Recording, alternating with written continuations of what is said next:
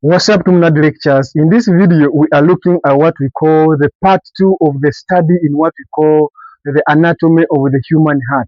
If you find this video helpful, please make sure you like the video, comment down in the comment section, and please subscribe. Let's go ahead and get started. So now, in the previous video, we were able to look at what we call the anatomy of what we call the human heart. We looked at all the structures that make up the human heart by labeling them one by one. In this video, we are now mainly focusing on the functions played by each and every part on what we call the human heart. Let's go ahead and get started. We are going to be looking at this human heart and we see all those parts and how we call them exactly. We looked at what we call the right atrium. You see now the right atrium is going to be one of what we call the heart chambers. This right atrium, its main role is to make sure that it receives all the deoxygenated blood from what we come from all over the body. Okay, that is its main role, receiving deoxygenated blood from all over the body. It is getting deoxygenated blood from what we call inferior vena cava. It is moving and it forwards into what we call the right atrium. Even also the superior vena cava also is dropping the deoxygenated blood into the right atrium. By doing that, it is receiving deoxygenated blood from entire body. Besides that, we also have this canal here, this tube here, this sinus here. Very, very, very important. It is draining the used up blood, which is deoxygenated from the heart itself. It is such a beautiful thing. So now, this one here is what we call the coronary sinus. It also drops deoxygenated blood into the right atrium. Okay? It is such a beautiful thing. Okay? Now, when we go to the left atrium, the main purpose of the left atrium is to receive oxygen-rich blood, which is going to be coming from what we call from the lungs. It's all that simple, okay? Now, when we come to this kind of the down kind of the chambers, this one is what we call the right ventricle, and this one is what we call the left ventricle. Now, what is the purpose of the left ventricle? The left ventricle, it is going to be first of all receiving blood from coming from right atrium into the right ventricle. And then it is the purpose of the right ventricle to push this blood into the pulmonary circulation. That is its main role, okay? Right ventricle is pushing the blood into what we call the pulmonary circulation to go into what we call the pulmonary arteries, and then finally into the lungs to pick up what we call oxygen and drop the carbon dioxide. So that the main purpose of the right ventricle is to push the blood into the pulmonary circulation. Then when we come to the left ventricle, the main purpose of the left ventricle is to push this blood into what we call the aorta and then into the entire body parts.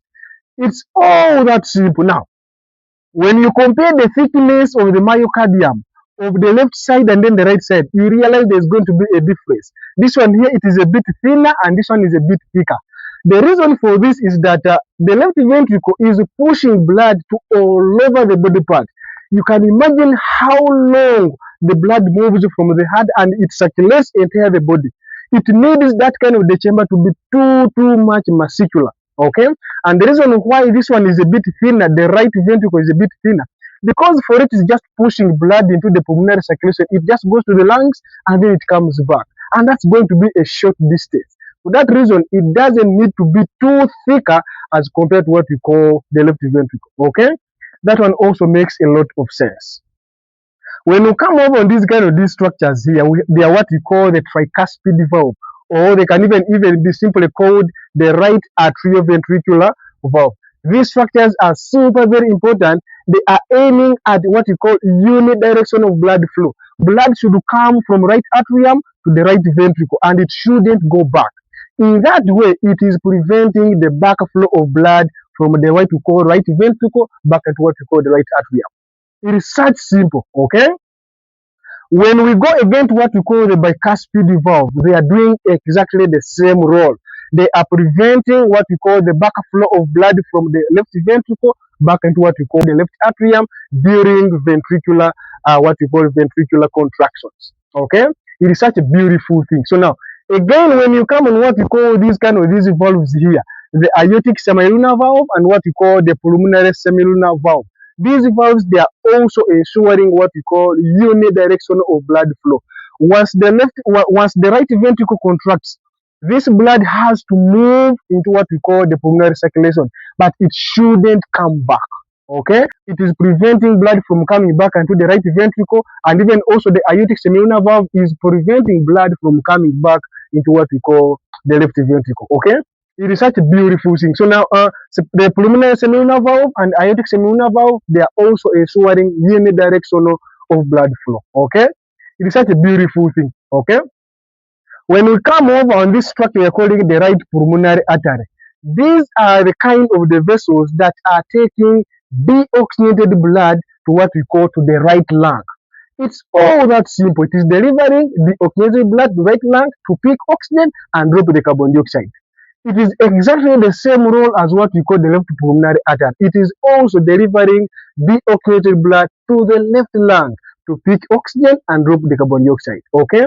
It's all that simple. Okay? And then after the blood has dropped the carbon dioxide and it has picked oxygen, we have these right pulmonary veins and then the left pulmonary veins. They are going to be now collecting now the oxygen-rich blood back into what we call the left atrium. Okay, it's all that simple, meaning that right pulmonary veins are carrying oxygen-rich blood from the right lung, and then the left pulmonary veins are pulling oxygen-rich blood from the left lung. Okay, it is such a beautiful thing. Now, having seen all that, let's go ahead and see what is the main function of the superior vena cava now. Superior vena cava is going to be draining all deoxygenated blood from the upper extremities.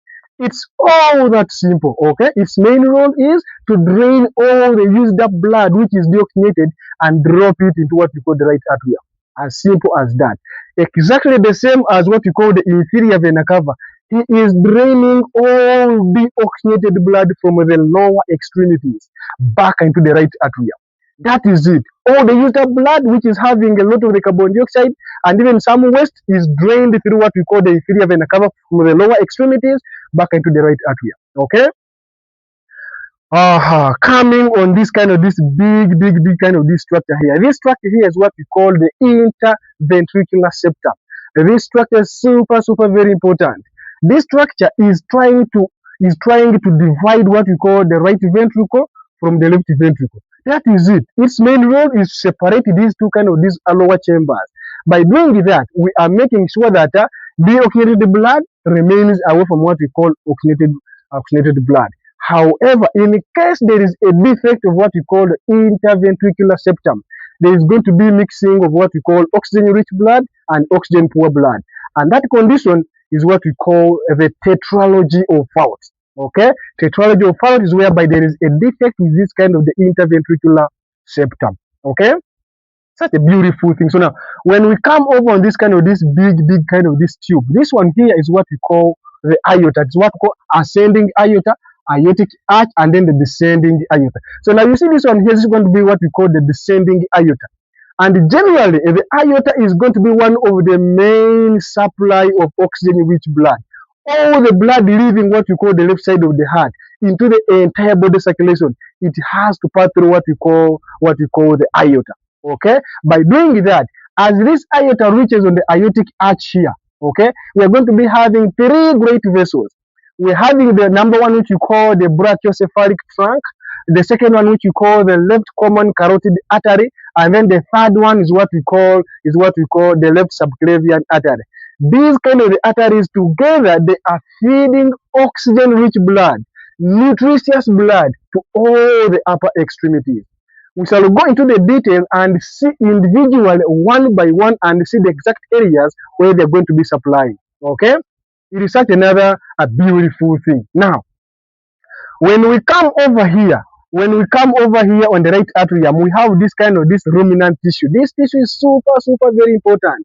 During fetal life, we used to have what we call a hole which was connecting the right atrium to what we call left atrium. We used to call it what we call the foramen ovale. But when a baby is born, following a normal physiological process, this kind of the hole has to close completely, and it leaves a demarcation or a ruminant which we call the fossa ovalis. So now this green structure here shows is a ruminant which we are calling the fossa ovalis, which tells us that the foramen ovale closed completely. If it doesn't close completely, or it leaves some kind of the blood leaking from the right atrium to the left atrium, that becomes what we call the patent foramen valve. Okay, it is such another beautiful thing to know. Okay, so now to finish it all, we also have some other structures that are super very important. You see these kind of these string-like structures here, these structures you need to pay much attention to them. They are super very much crucial. These structures here, this one which is dark, this one here, these ones are what we call the papillary muscles. These papillary muscles, they are going to be providing what we call anchorage, these string-like structures. You know how these string-like structures are called? These string-like structures are what we call the cauda tendinae. Okay, so now what happens is that the papillary muscles are providing anchorage of what we call the cauda tendinae. That is its main role. Now, the cauda tendinae, they are also going to be now holding these kind of the cusps, the bicuspid valve for the left side, and then the tricuspid valve for what we call the right side. What is the significance of the cauda tendinae? This cauda tendinae, when the ventricles contract, these papillary muscles, they also contract. By doing that, they are making these cauda tendinae to become more tight. Okay, by becoming tight, it is trying to pull these kind of the valves such that they should not regurgitate back into the left atrium and what we call the right atrium. Okay, it is such a beautiful thing. So that when this kind of the ventricles contract, we don't want this kind of the valves to flap back or even to open. They have to close tight such that there is no blood which is flowing back into the upper chambers. That is why whenever the ventricles contract, the papillary muscles also contract to make these cauda tendinae more strong. When the ventricles relax, even the papillary muscles also are going to be relaxing. And by relaxing, they're also going to be making this kind of the cauda tendinae to become a bit loose. By doing that, it is providing enough kind of the environment for the blood in the right atrium and left atrium to flow down into the ventricles during ventricular diastole. Okay? It is such another beautiful to know. So now these cauda tendinae, they are super very important in preventing what we call valvular regurgitation. Okay, the last one. Now we have this structure here. This structure is super very important, especially during fetal life. This structure is connecting what we call the bifurcating point of what we call the pulmonary trunk, and then it is connecting especially on what we call the aortic arch.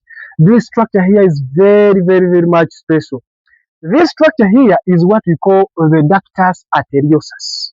This structure here, during fetal life, it shunts blood which is passing through the pulmonary circulation back into what we call the aorta.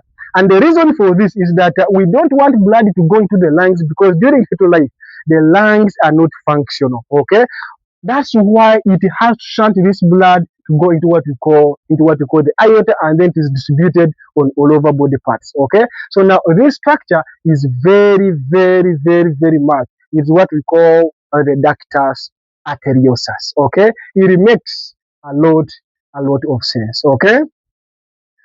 Tumnad, in this video, we have covered a lot of things. We have mainly covered what we call the functions of all the parts of what we call the human heart.